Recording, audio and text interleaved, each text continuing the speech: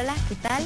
Bienvenida, querida gente que nos ve desde sus casas. Este es un programa más de Ventana Ciudadana, un programa en el que queremos que usted, que tú seas también partícipe. Hoy el tema es sobre la ley para el cierre de la crisis bancaria del año 1999, también conocida con el nombre de la Ley de los Deudores de Buena Fe. Y por ser una ley de deudores de buena fe, tenemos en este momento que nos acompañan para conversar sobre la ley a los deudores de buena fe. Roberto Parra, presidente de la Asociación de Deudores de Buena Fe, Cecilia Bozano, Jacqueline Chacón, Jorge Sotomayor, todos deudores de buena fe, y a mí me interesa mucho el tema porque solamente hablamos de la crisis bancaria cuando queremos satanizar a alguien en época de elecciones. Pero esto es una tragedia que le sucedió a ustedes y a muchas otras personas, ciudadanos del Ecuador, y necesitamos saber qué sucedió. ¿Por qué deudores de buena fe? Cuéntanos, Cecilia. Bueno, porque en esa época, yo te estoy hablando del año 94, teníamos un sueño de comprarnos una vivienda, un sueño, y teníamos para pagar todas las mensualidades. Nosotros fuimos a comprar una vivienda para pagar, no para estafar, pero sin saber que íbamos a caer en una trampa mortal. Y después de 6 años, lo que compré una casa, ¿no es verdad? El valor de una casa en 6 años se me convirtió como que si hubiera comprado el valor de 10 casas. Fíjate tú eso. Entonces, sí, por eso nosotros bueno, ya ahorita ya no nos autodenominamos buena fe.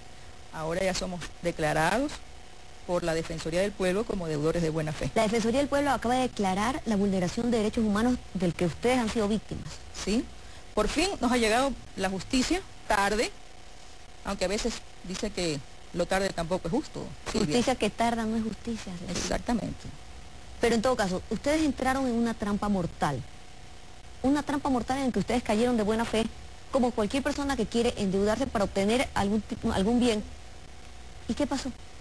Bueno, este es nuestro país, aquí está nuestra familia, aquí queremos ver a nuestros hijos crecer. Entonces, la buena fe fue partiendo de eso. Yo también compré una vivienda, vino la dolarización, vino la devaluación, y resulta que, y así como Cecilia era un sujeto de crédito, un funcionario de unas entidades, de pronto mi pago se multiplicó por 10. Y aunque hice un esfuerzo hasta pagar, la crisis fue en el 99, pagué creo hasta el 2005, llegó un momento en que seguir pagando ya no era... Pero no es absurdo que una deuda se te multiplique por 10 así por mala suerte, porque así es la vida. Eso es una cosa, no solamente es absurdo, es un horror. O sea, nosotros no quebramos, nos quebró nuestro país. Y básicamente los responsables eran los quienes manejaban la política económica en ese tiempo, empezando por el presidente Durán Ballén y Yamil Maguad, que le dio el remate final.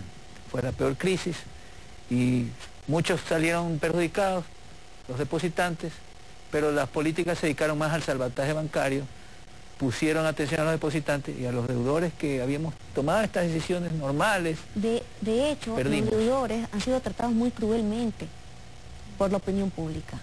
Jacqueline, ¿no estás de acuerdo? Claro que sí.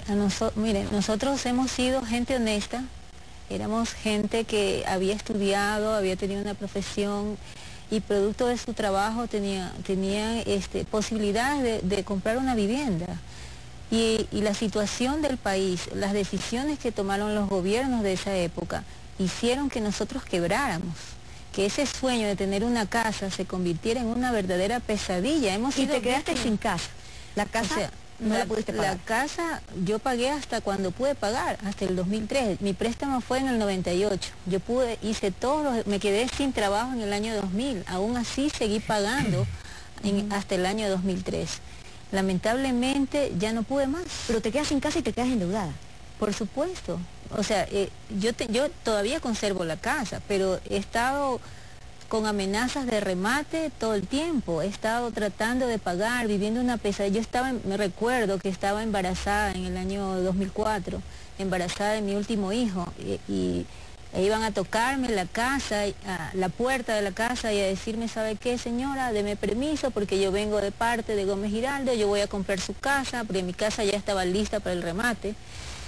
vengo a ver, y me decían, por ejemplo, a ver, déjeme ver el piso, lo tengo que arreglar, esta pared la voy a tumbar, que esto, o sea, y todo. Imagínese usted el dolor que uno siente de tener toda su familia ahí, yo de estar embarazada, y que vengan la gente a tocar y a decir esto de aquí lo voy a cambiar, como que fueran dueños ya de la casa, o sea, es una situación muy dolorosa la que nosotros hemos vivido, hemos sido víctimas de muchas cosas que a veces la gente no se puede imaginar, porque una cosa es contarla y otra cosa es vivirla, y son muchos años que hemos sido víctimas de eso. Estamos hablando de una ley que se crea para cerrar una crisis de 1999, son 15 años. ¿Qué han pasado en estos 15 años? ¿Cómo ha cambiado tu vida? ¿Qué ha significado estar en el lugar equivocado, en el momento equivocado, haciendo lo que no debías? Bueno, yo provengo de una familia de agricultores, soy de la provincia de Los Ríos, del cantón Vinces, somos orgullosamente montubios, gente que ha labrado la tierra por 5 generaciones. Mi familia, porque hemos tenido fe en el país, porque hemos tenido fe en las actividades de emprendimiento que brinden la posibilidad de progreso para la familia y también para nuestro entorno, emprendimos en realmente hoy una aventura que se tornó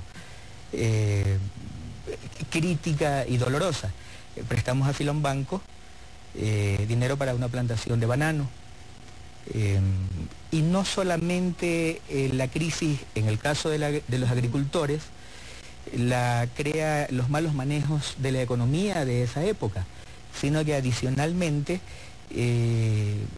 la gente que hace agricultura siempre está expuesta a los fenómenos naturales. Al clima.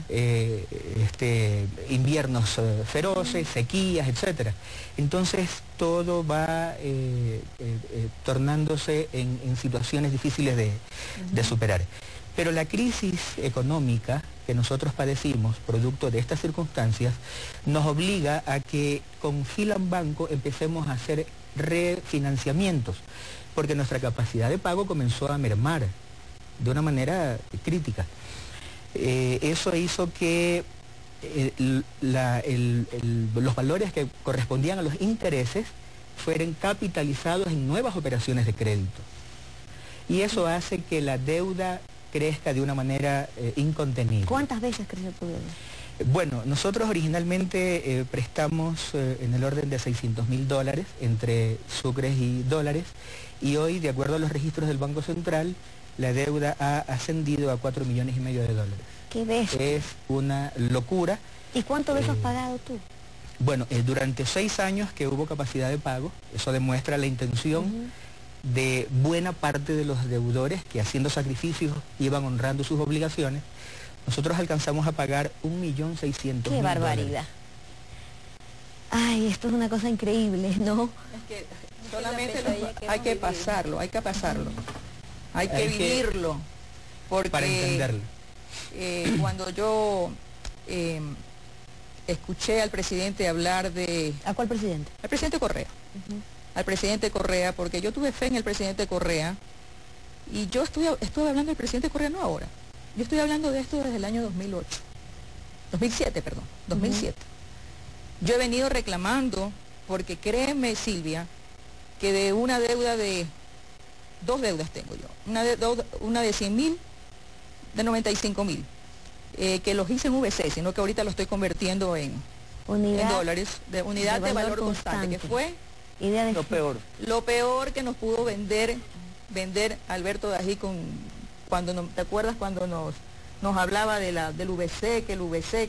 Bueno, nos vendieron un sueño que... Un nuevo Ecuador. Un nuevo Ecuador es posible. Sí. Pero, ¿cuál es la posibilidad de habernos hundido? Eso fue todo. Bueno, queremos hablar de eso, espérate. No te me adelantes, porque ya ustedes nos dijeron qué es lo que ha pasado y de qué se trata esto. Vamos a la ley. Perfecto. ¿Ok? ¿Dónde está mi cámara? Acá. No se vayan, es una historia muy triste. A mí me subleva esta vaina. Ustedes no se vayan, que ya regresamos con más. Aquí los esperamos.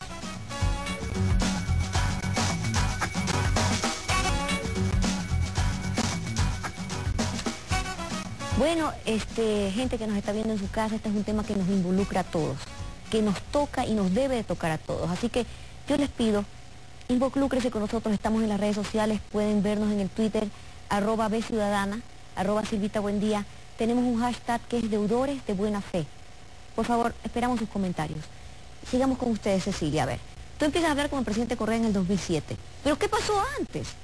O sea, ya tenías 10 años en esta vaina. Pero ¿quién nos miraba a ver, Silvia? ¿Quién nos miraba a ver? En el año...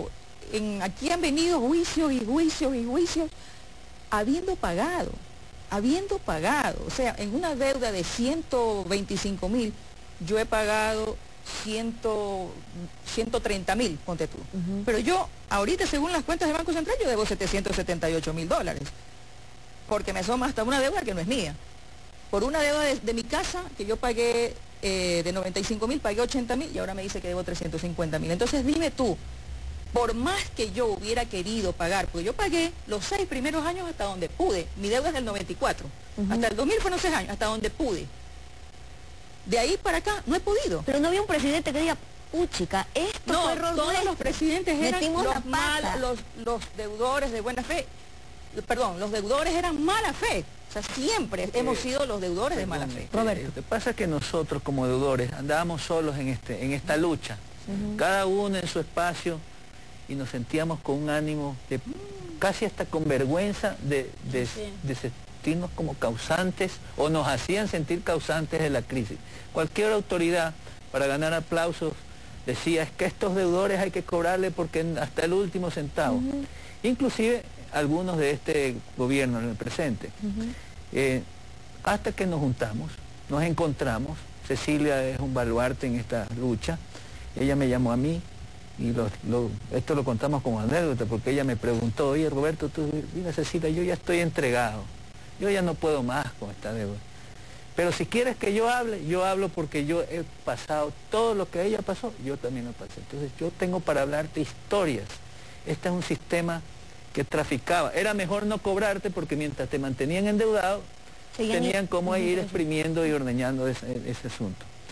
Entonces nos juntamos el grupo y nos pusimos el objetivo de contactar y encontrarnos con el presidente Correa. Y el presidente tomó una medida, me pareció inteligente, que él antes de decir algo, revisó nuestros casos, nos hizo una auditoría, porque aunque nosotros le contamos, a mí me pasó esto, aquello, él dijo, vamos a ver. Resulta pues que él, viendo lo que pasó, yo recuerdo siempre esa frase que él estaba sentado ahí decía, no puede ser que mi propio gobierno, y yo que estoy hablando en otros países, que tengo que el ser humano sobre el capital, había venido recién de la cumbre iberoamericana en Cádiz, donde presentó un fabuloso discurso, donde decía que lo más absurdo es tener casas sin personas o personas sin casa. Era el peor de los escenarios, decía. Entonces, además esas palabras a nosotros nos dio una luz.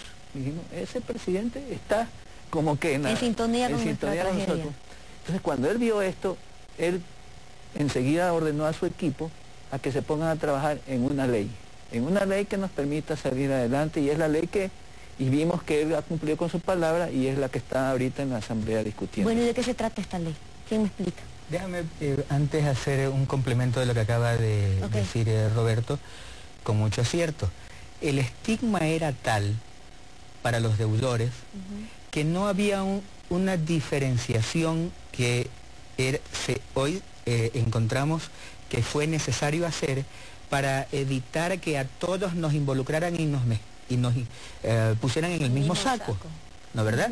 ¿Por qué? Porque el estigma era que todos los deudores son corruptos y causantes de la crisis. O sea, que eso es una cosa que a mí me hierve la sangre, porque digo, esta es una sociedad que dice, entonces, tú debes, tú eres un delincuente. Exactamente. Entonces, nadie ha conocido hasta hoy lo que cada uno pasó y el esfuerzo que hizo por cumplir. Nadie. Hoy se conoció. Ciertamente el presidente nos dio el ánimo y la esperanza para que los problemas se resuelvan. Esperanza que hoy todavía tenemos, y la tenemos completa y mucho más acrecentada, porque aun a pesar de que las condiciones de la ley no son al 100% satisfactorias para nosotros, aunque reúne las condiciones para hacer justicia para los ahorristas y para nosotros como deudores, ¿verdad? Sin embargo, seguimos teniendo fe de que él puede hacer algo que evitar y darle una solución justa a todo esto. Pero te hablaba del estigma de que fuimos objeto. Las autoridades de turno a cargo de la cobranza solo nos veían francamente como un botín para extorsión. Esa es la realidad. A raíz de que el presidente interviene, empezamos a ser vistos de otra manera. El Banco Central cambia a sus administradores, que son los que actualmente están administrando el Banco Central, y encontramos una actitud diferente. Correcto, Jorge, pero a mí me interesa saber por la ley. ¿Qué es lo que trae la ley? ¿Qué es lo que ustedes necesitan? ¿Con qué están de acuerdo? ¿Y qué es lo que requerirían que diga esta ley? Jacqueline. Bueno, realmente yo quisiera aprovechar esta oportunidad para darle gracias al presidente, porque ha sido un presidente muy sensible con nuestra situación, ¿verdad? Porque anteriormente siempre hemos sido tildados prácticamente tratados como delincuentes. Correcto, Jacqueline, ya. Pero ha sido una tragedia espantosa. Así es. Una tragedia espantosa. Esta Yo tengo ley, ganas de ir a pagarle a alguien, pero hablemos de la ley. Sí, esta ley reivindica esa situación porque por lo menos hace una diferenciación entre los que son vinculados y los que no son vinculados. Correcto. O sea, la gente que ha sido honesta y que ha tenido intención de pagar y que no ha podido pagar por diferentes situaciones. Y los socios de los bancos que tenían créditos vinculados y sacaban del dinero del mismo banco para hacer otros negocios. Eso está correcto. Ya. Ahora, esta ley, definitivamente, una de las cosas buenas que tiene esta ley es que tira abajo todo lo que son intereses normales, intereses de mora, costas judiciales, que eran valores súper altos que nosotros teníamos que pagar. O sea, están quebrados, encima les ponían intereses. Y gracias a esos intereses, mejor dicho, debido a ese cobro exorbitante de intereses, es que nuestras deudas se han multiplicado por muchas veces, triplicado. Bueno, correcto. La ley. A ver, ¿qué dice la ley? La ley? Por favor. A ver, la ley se llama el cierre de la crisis.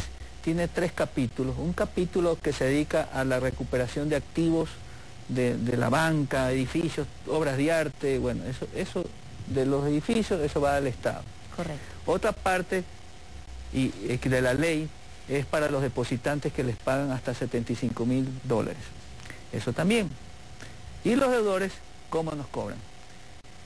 Nosotros presentamos en este camino una lista de cosas que pensábamos que tenía que tener ley y han acogido algunas cosas. Entre las cosas que han acogido es que si alguien tenía una prenda en una deuda y la devuelve porque ya no puede pagar, queda extinta la deuda. Ese es un punto que nosotros propusimos. Prenda o hipoteca. Prenda o hipoteca, que sería el colmo que entregas el bien y sigas pagando. Es que eso pasaba. Pero es que de sentido común no puede pasar. Es que eso es lo que decía el presidente cuando estuvimos nosotros. Decía, yo le estoy diciendo esto en todo el mundo y en mi propio país. ¿Y por qué? Porque las personas que manejaban esto le iban a contar otra cosa. Es que eso es el problema. Bueno, otra cosa de la ley es que hemos pedido es que nos vuelva nuestro crédito a una condición viable. O sea, nosotros éramos categoría E.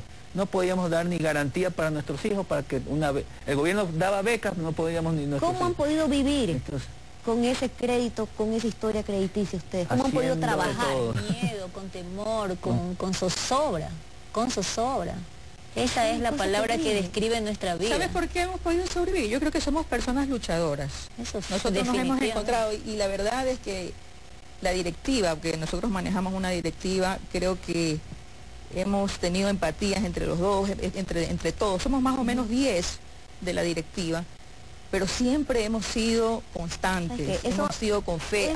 Cuando alguien se desanimaba, hemos llorado, vamos. Eso a mí me hasta el día de ayer hasta lloramos. Lloramos hasta el día de ayer, pero bueno, a veces uno tiene expectativas. Compartimos dolores. Eso me ratifica que la unión hace la fuerza. Tengo que irme a corte. Me quedaría todo el tiempo hablando con ustedes, pero tengo que irme a corte. Así que ya regresamos y ya seguimos con el tema.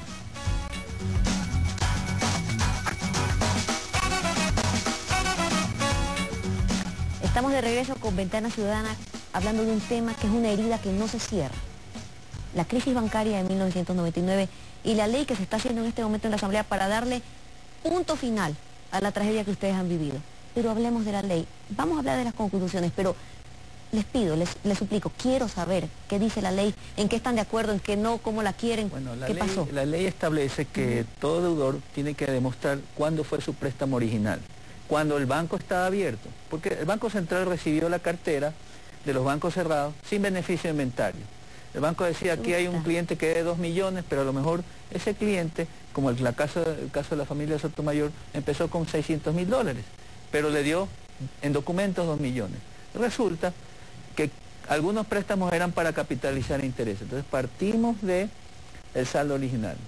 También dice que recalculemos todo lo que el tiempo al 5% y de acuerdo a cómo tus pagos reales has hecho, vamos recalculando tu saldo final. Correcto. Y al final se determina un saldo a pagar.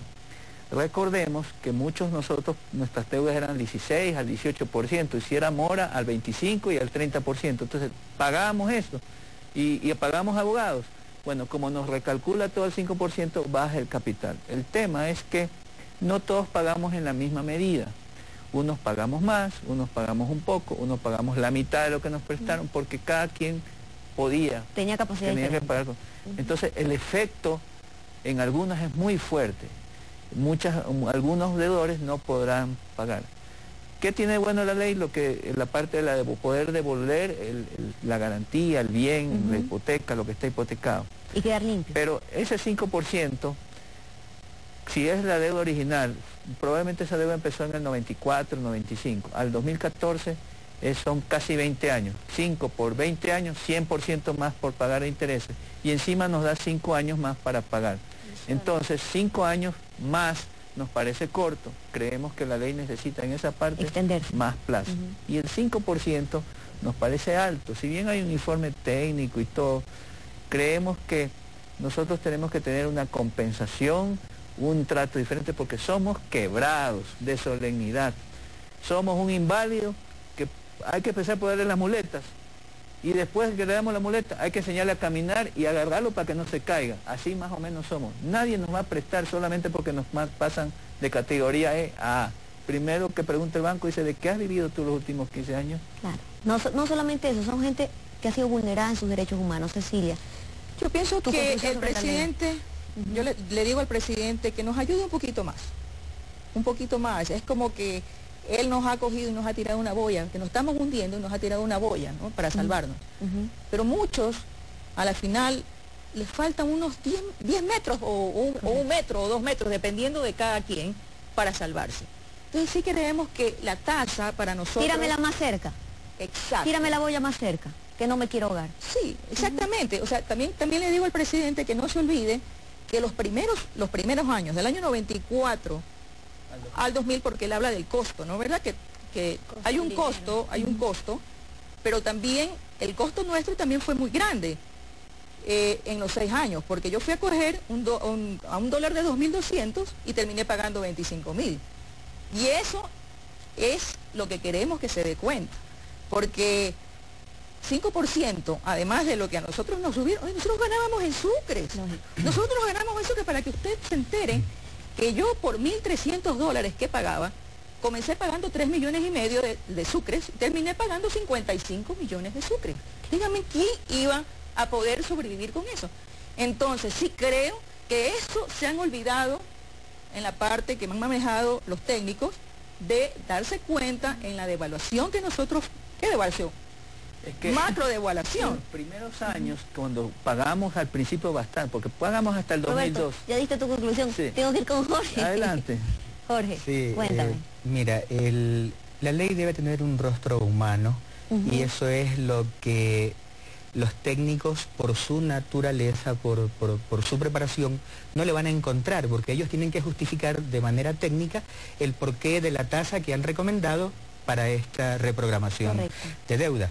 Nosotros habíamos hecho un planteamiento, porque no es el problema solamente para quienes prestaron para vivienda, sino para quienes hacen o prestaron para crédito productivo, agricultores, comerciantes, industriales, etcétera.